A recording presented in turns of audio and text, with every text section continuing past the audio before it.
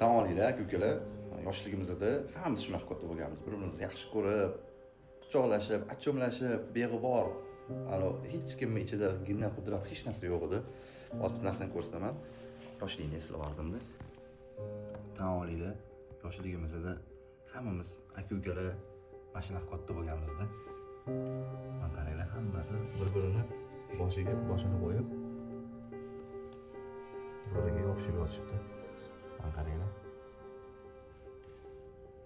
Buni ko'rib maza qilardim-da. Mana shularni yotishini ko'rib, yoshligimni eslavardim. Mana bu kichkina nozikkinani orasiga qo'yib olishdi ikkita aka-ukalar. Qaranglar. Hozir nima xalaqit qilyapti? Hamma narsa o'zgardimi shunda? Yoki xonadonga kelgan bitta ayol hammasini o'zgartirib yuboryaptimi? Yo'q.